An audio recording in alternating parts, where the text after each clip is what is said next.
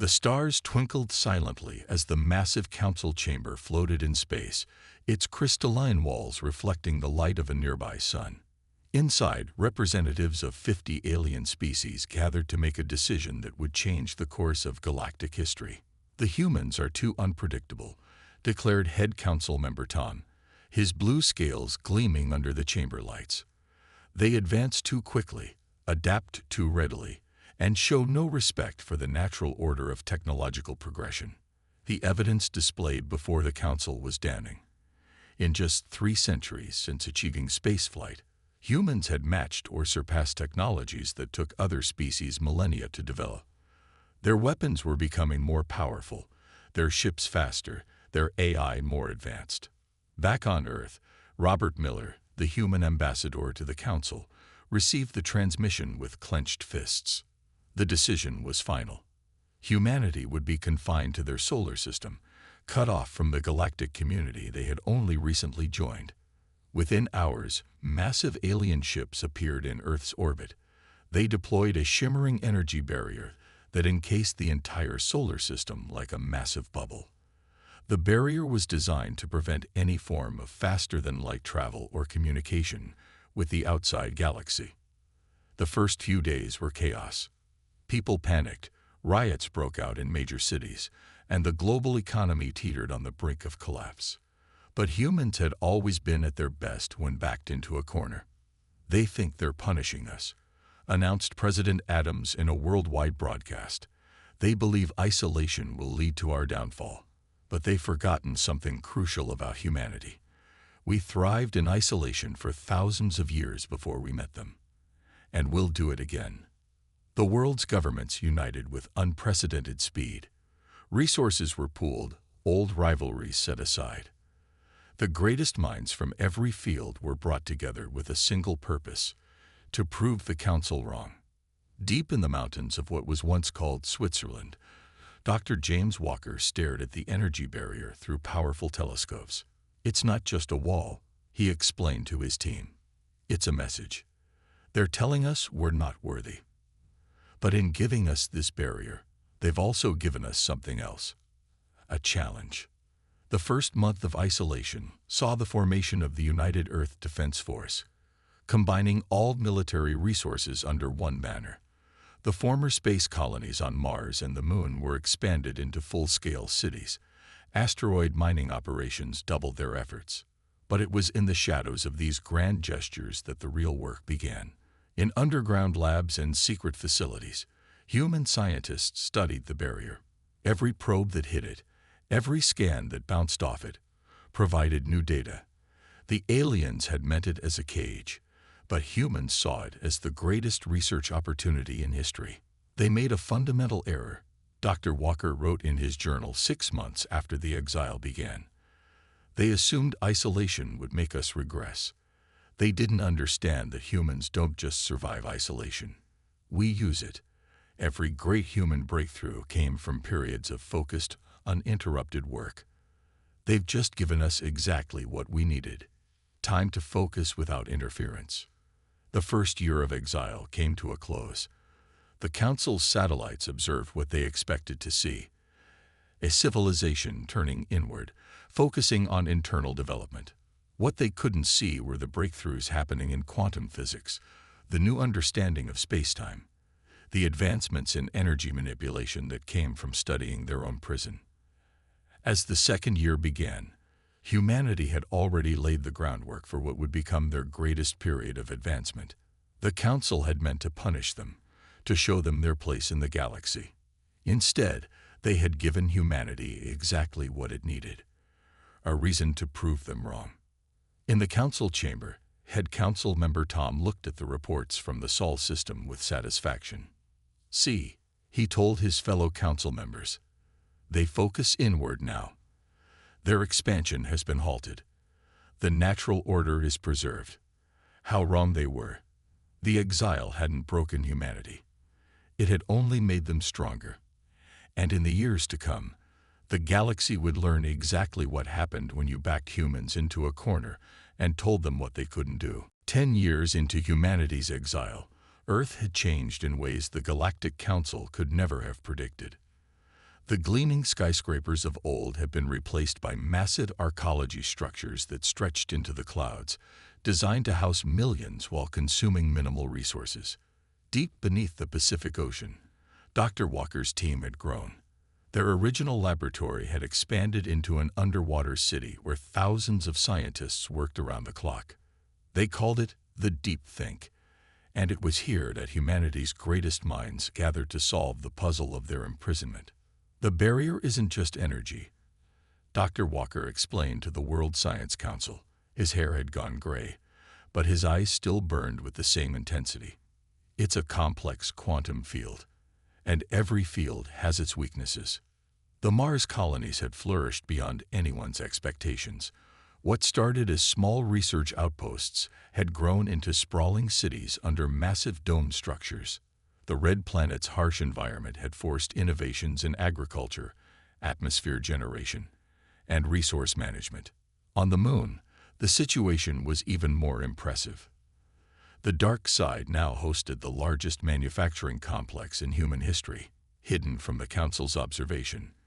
Massive factories worked day and night, producing technologies that would have been impossible a decade ago. They thought isolation would make us primitive, Commander Lisa Black said, watching the construction of another lunar facility. Instead, it forced us to become more efficient, more innovative. We can't expand outward, so we're expanding inward and upward. The asteroid belt had become humanity's new frontier. Mining operations had evolved into mobile cities, jumping from rock to rock, extracting resources with unprecedented efficiency. These belt runners developed their own culture, their own way of life, adapted perfectly to the endless dance between the rocks. But the most significant changes weren't visible to the outside world. In secure facilities across the solar system, humans had begun to understand the very fabric of space-time in ways they never had before. The barrier, meant to contain them, had become their greatest teacher. "Look at this data," Dr. Walker said, pointing to a complex series of equations floating in holographic display. The barrier doesn't just block physical objects, it blocks specific quantum states. But if we can create a state it doesn't recognize. The United Earth government had evolved too. Gone were the old national rivalries, replaced by a system of governance based on merit and contribution. Every human, from the deepest minds of Mars to the highest towers on Earth, worked toward a single goal: freedom. Education had been revolutionized.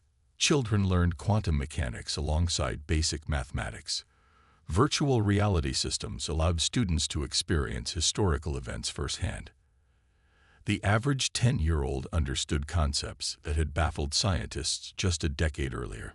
In orbit around Jupiter, the Europa Research Station made a breakthrough in energy generation. By tapping into the Moon's subsurface ocean, they developed a power system that could sustain a city for years using just a few drops of water. The Council would have called it impossible. Humans called it Tuesday. "We're not just surviving," President Chen announced during the decade anniversary of their exile. "We're laying the groundwork for a future they can't imagine. Every challenge they gave us, we've turned into an opportunity." The belt runners had discovered something interesting: spots where the barrier seemed weaker, places where their instruments showed strange fluctuations. They kept this information secret, passing it through secure channels to the Deep Think. Dr. Walker studied these reports with growing excitement. "The barrier isn't uniform," he told his team. "It has patterns, rhythms, and if we can understand those rhythms." As the first decade of exile drew to a close, humanity had become something new. Their technology had advanced beyond their wildest dreams. Their society had united in ways previously thought impossible, and in secret laboratories across the solar system, they were getting closer to understanding the very thing meant to contain them. The Council's watchers saw a civilization adapting to imprisonment. What they couldn't see was a civilization preparing to rewrite the rules of the game. The silent years weren't ending. They were just beginning to bear fruit. The breakthrough came in the most unexpected way. In a small research station orbiting Mercury, A technician named Mark noticed something odd about his quantum scanner readings. The barrier, always present at the edge of their solar system, seemed to flicker for just a microsecond. "It's like watching a fence with gaps," Mark explained to Dr. Walker over a secure quantum link. "If you look at it straight on, it seems solid. But from the right angle, at the right moment, the deep think exploded into action." Every available quantum computer was dedicated to analyzing the phenomenon. Dr. Walker, now in his 70th year, barely slept as he pored over the data. "The barrier isn't solid," he announced to the World Science Council. "It's more like a net, and every net has holes. We just need to find them." The first test ship was barely larger than a coffee table. They called it Mouse One, and it carried no crew, just instruments and a simple AI. From a launch station near Pluto, they waited for one of the barrier's microsecond fluctuations. The moment came. Mouse One slipped through a quantum gap in the barrier and disappeared into the void beyond. The Council's sensors didn't even flicker. The breach was too small, too quick to detect. 20 hours later, Mouse One returned through another gap. Its databanks contained something incredible, detailed scans of a star system 12 light-years from Earth. The barrier had been breached. "We need to move carefully," Commander Black warned during the emergency meeting. "If the Council discovers what we've done, they'll strengthen the barrier. Every move we make must be invisible." The next 6 months saw the launch of 100 mouse probes. Each one slipped through different gaps in the barrier, mapping safe routes through Council space. They discovered something surprising. Vast regions of the galaxy remained unexplored, ignored by the Council species. In an underground facility on Mars, the first stealth ship designed for human crew was under construction. They named it Ghost, and it incorporated every advancement humans had made in the past 15 years. "The ship doesn't just avoid detection," explained Chief Engineer Thompson.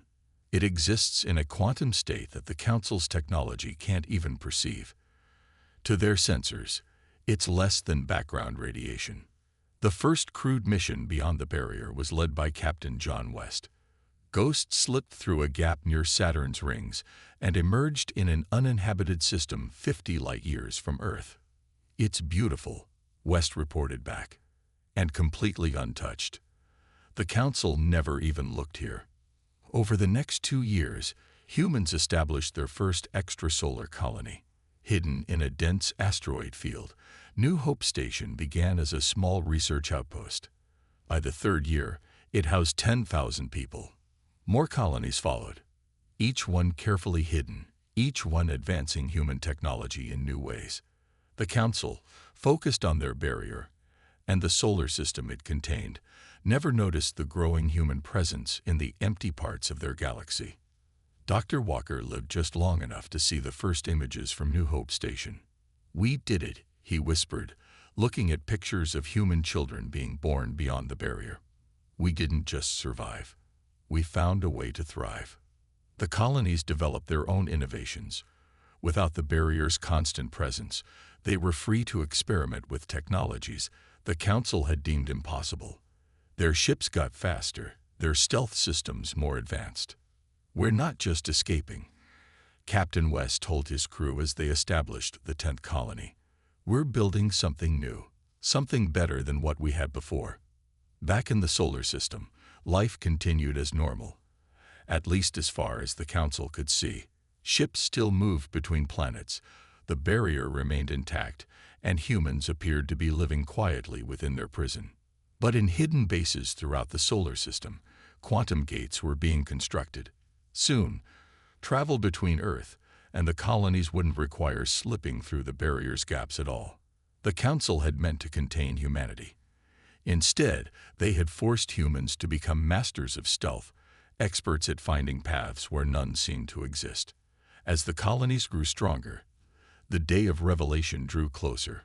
But for now, in the shadows of unexplored space, humanity continued to build its hidden empire. 20 years after the exile, humanity's hidden empire had grown beyond anyone's wildest expectations. 37 colonies dotted the unexplored regions of space, connected by an intricate network of quantum tunnels that the Council's sensors couldn't detect. New Hope Station had evolved from a simple outpost into a sprawling metropolis, home to over 1 million people. Its massive rings spun in the darkness of space, hidden within an artificial dust cloud that made it invisible to conventional scanners. "We've built something extraordinary here," Station Director Paul remarked, watching ships move through the quantum gates. Not just colonies, but a whole new way of life. The trading network between colonies had become sophisticated and self-sustaining. Ships moving through the quantum tunnels carried resources, technology, and people between the hidden worlds. Each colony specialized in different areas, creating an economy that rivaled the Council's. On the colony world of Haven, vast underground cities stretched for hundreds of miles. The planet's heavy magnetic field made it invisible to long-range scans, perfect for developing new technologies without fear of discovery. "The Council's biggest mistake," explained Dr. Ray, Haven's chief scientist, "was thinking they could predict how we'd develop in isolation. They never imagined we'd find ways to expand that they couldn't see." The stealth technology that had started with Ghost had evolved into an entire fleet of invisible ships. These vessels, known as Phantoms, could slip past Council patrols without leaving a trace. They gathered intelligence, mapped Council space, and kept the colonies informed of any potential threats. In the asteroid colonies, humans had perfected the art of hiding in plain sight.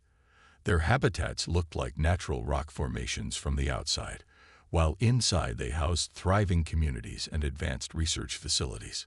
"The key to our success," Captain West wrote in his journal, "isn't just our technology. It's our ability to think differently. The Council sees empty space. We see opportunities. They see barriers. We see doorways." The quantum tunnels had an unexpected benefit. They allowed instantaneous communication between colonies. While Council species relied on conventional faster-than-light communications, humans had developed a network that couldn't be intercepted or detected. Back in the solar system, life appeared unchanged to Council observers. They saw the same ships moving between planets, the same energy signatures, the same patterns of life they'd seen for years. What they couldn't see were the quantum gates hidden inside asteroids, inside moons, even inside the sun's corona. "Deception has become our greatest weapon," Commander Black told a meeting of colony leaders. "Every time they look at us and see what they expect to see, we grow stronger."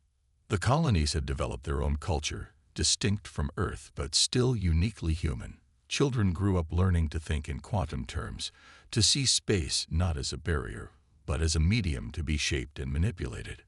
"We're raising the first generation that has never known limits," said Director Paul. To them, the Council's rules about what's possible and what isn't are just stories. The hidden network had grown so complex that even most humans didn't know its full extent. Each colony knew only about its nearest neighbors, a security measure that ensured the Council could never discover the full scope of human expansion, even if they found one colony. Trade between colonies flourished. Haven produced advanced AI systems, New Hope specialized in biotechnology, and the asteroid colonies provided raw materials. Earth remained the center of theoretical research, protected by its barrier but connected to everything through the quantum network. As the network grew, so did humanity's understanding of the galaxy. Phantom ships had mapped vast regions of space that the Council had never explored, discovering resources and phenomena that the Council species didn't even know existed. "They thought they were containing us," Captain West told his crew during the commissioning of another Phantom ship. "Instead, they pushed us to explore parts of space they were too afraid or too proud to look at. Their barrier forced us to become something new, something that doesn't play by their rules at all." The hidden network continued to grow, unseen and unsuspected. While the Council watched their barrier, humanity was building a civilization that existed in the spaces between their sensors, in the gaps in their understanding, in the shadows of their assumptions. The discovery was inevitable. Despite all precautions, despite the most advanced stealth technology ever created, someone was bound to stumble upon a human colony eventually. It happened in the worst possible way. A Council mining ship, far off its planned route, suffered a drive malfunction that sent it tumbling through the dust cloud hiding New Hope Station. The Council ship's crew stared in disbelief at their sensors. Where there should have been nothing but empty space, they found a massive space station teeming with human life. Their emergency broadcast reached the Council within hours. "Impossible," declared head Council member Tom, his scales now faded with age. "The humans are contained. They cannot have built this." But the evidence was undeniable. The Council dispatched an investigation fleet, only to find the station had vanished completely by the time they arrived. They found nothing but empty space and lingering energy signatures they couldn't explain. The Council chambers erupted into chaos. "How long have they been out here?" demanded the representative from the Stellar Confederation. "What else have they built? How did they breach the barrier?" Back at New Hope Station, now safely relocated through a quantum tunnel, Director Paul called an emergency meeting of all colony leaders. "We knew this day would come," he said. "The question is, do we stay hidden, or do we show them what we've become?" The debate raged across the hidden network. Some colonies wanted to remain in the shadows, continuing to build their strength unseen. Others argued it was time to reveal themselves, to show the Council exactly what their exile had created. The decision was made for them when a phantom ship detected multiple Council fleets mobilizing, spreading out in search patterns across unexplored space. They were hunting for more human colonies. "We can't let them find us one by one," Captain West argued in the Emergency Council. "We need to control how this revelation happens." The plan they devised was audacious. Instead of hiding, they would reveal themselves, but on their own terms, in a way that would leave no doubt about humanity's new capabilities. On a day that would be remembered in galactic history, quantum tunnels opened simultaneously in every major Council system. From each tunnel emerged a single phantom ship, decloaking in perfect synchronization. The Council's defense networks went crazy. Alarms blared across 1,000 worlds. But the phantom ships made no aggressive moves. They simply hung in space, a demonstration of technology that should have been impossible. "Greetings, members of the Galactic Council," the message broadcast on all frequencies. "It's been 30 years since you decided to contain us. We think it's time we had a conversation about what happened next." The Council chambers descended into pandemonium.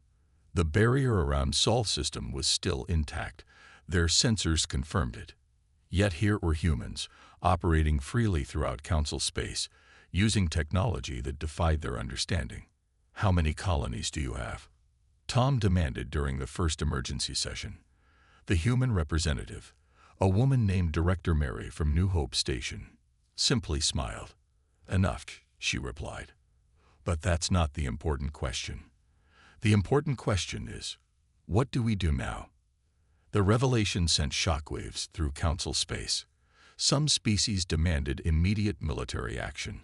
Others, seeing the level of technology humanity had achieved, called for diplomatic relations. "You don't understand," Director Mary told them. "We're not here to join your Council. We're here to show you that your assumptions about what's possible, about how species should develop, about your right to contain others, they're all wrong." As the crisis unfolded, more human achievements came to light. The Council species began to realize that while they had been watching their barrier, humanity had quietly surpassed them in nearly every field of science and technology. The galaxy would never be the same. The species that had once sought to contain humanity now had to face a civilization that had grown beyond their control, beyond their understanding, and beyond their ability to oppose. The age of the Council's unchallenged dominance was over. The age of humanity had begun. The Council's unity shattered like glass in the weeks following humanity's revelation. Centuries of established order crumbled as species chose sides in what would become known as the Great Division. "They've achieved in 30 years what we couldn't in 1,000, declared the Artesian ambassador, the first to publicly break with the Council. We would be fools to stand against them. The council chamber, once a place of order and ceremony, had become a battlefield of words and threats. Head council member Tom watched helplessly as more species announced their intention to establish independent relations with the human colonies. "This is exactly what we feared," he shouted over the chaos. "Their influence spreads like a virus, corrupting everything we built." But even as he spoke, human technology was transforming council space. The quantum tunnels, now operating openly, revolutionized transportation. Colonies that once took years to reach became accessible in moments. In orbit around New Hope Station, diplomatic ships from 24 species gathered. They came not to threaten or demand, but to learn. Humanity's advances had opened possibilities they had never imagined. "We don't want to rule you," Director Mary explained to the gathered ambassadors. "We want to show you what's possible when you stop limiting yourself to what you think you know." The old guard of the council didn't surrender their power easily. They mobilized their fleets, threatening military action against any species that aligned with humans. But their threats rang hollow when faced with humanity's technological superiority. "Your weapons target where we were," Captain West explained during a confrontation with a council battle fleet. "We exist where you can't even see." His phantom ship danced through their formation, untouchable, a demonstration of how far behind they had fallen. The council's military response ended before it began. Their ships, impressive by their own standards, found themselves unable to even detect human vessels until they chose to be seen. Their weapons, designed to fight conventional battles, proved useless against quantum-shifted targets. "Understanding is spreading," Director Paul noted, watching another group of council scientists arrive at Haven's research facilities. "They're beginning to see that their way isn't the only way."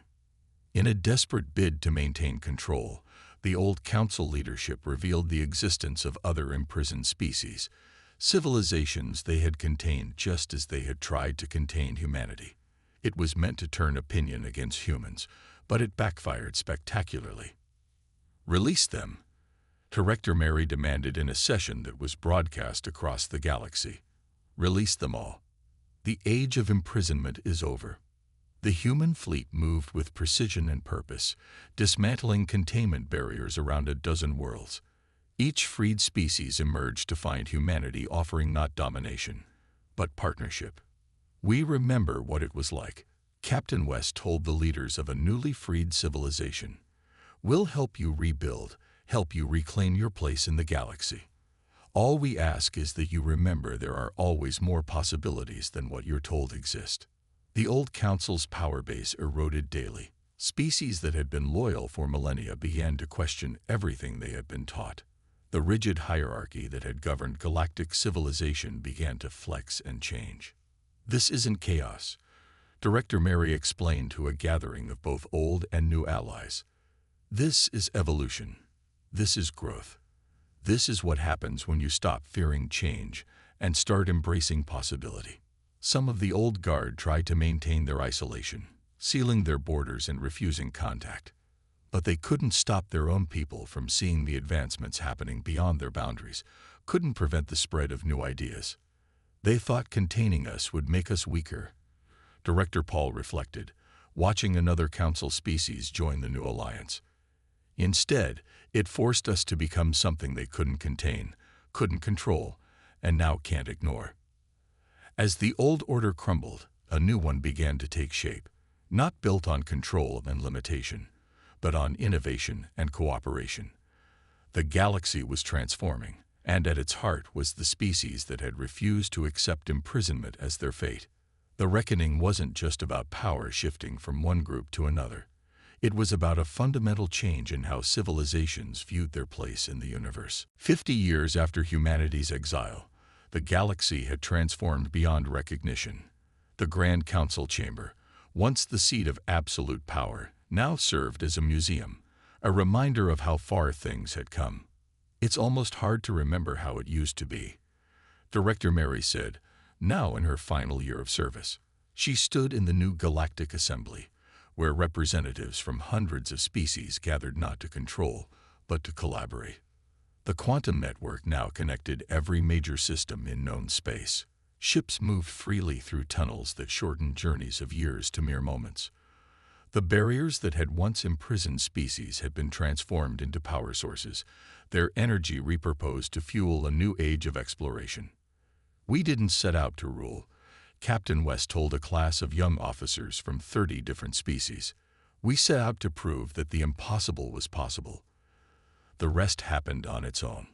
The former council species that had once sought to contain humanity now sent their brightest minds to study at human institutions.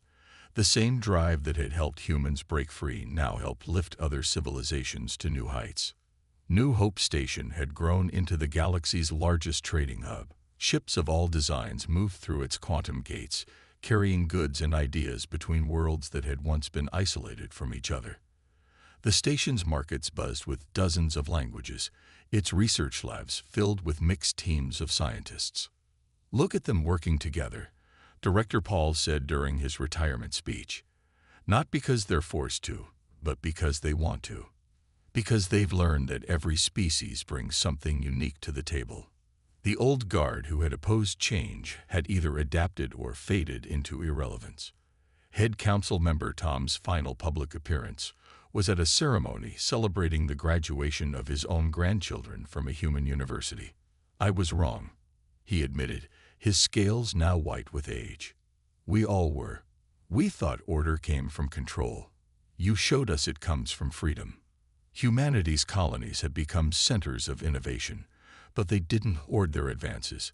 Every breakthrough was shared, every discovery made available to all. The fear and suspicion that had marked the old order gave way to an era of unprecedented cooperation. The barrier was the best thing that ever happened to us. Director Mary often said, "It forced us to think differently, to solve problems in new ways. Now we're teaching others to do the same." The species that had been freed from their own barriers flourished under the new system. Some developed technologies that even humans hadn't imagined, adding their own unique perspectives to the galaxy's growing knowledge base. "Every species has its gifts," Captain West explained to a gathering of new explorers. "The old council tried to suppress them. We helped them grow." The phantom ships, once tools of secrecy, became symbols of cooperation. Mixed crews from dozens of species worked together, exploring parts of the galaxy that even humans hadn't reached. Each discovery brought new opportunities, new challenges, and new solutions. Earth itself had changed. The barrier that once imprisoned humanity now served as a memorial, maintained as a reminder of what they had overcome. The solar system had become a center of learning, where species from across the galaxy came to study humanity's rise. "We keep it active," Director Paul explained to visitors, "not because we need it, but to remind us that every obstacle can become an opportunity." The galaxy entered a golden age of discovery and advancement. The rigid hierarchies of the past gave way to a fluid, dynamic civilization, where ideas and innovation flowed freely between worlds. "They tried to cast us out," Director Mary said in her final address to the Galactic Assembly. "They tried to contain us. Instead, they forced us to become something greater than we might have been otherwise. And now, together, we're all becoming something greater still." The humans who had been exiled had not just survived or thrived, they had transformed the very civilization that had rejected them. Not through conquest or control, but by showing the galaxy a better way forward. And in the endless expanse of space, humanity continued to lead the way, not as rulers, but as pioneers, showing that the greatest power wasn't in containing others, but in helping them break free of their own limitations.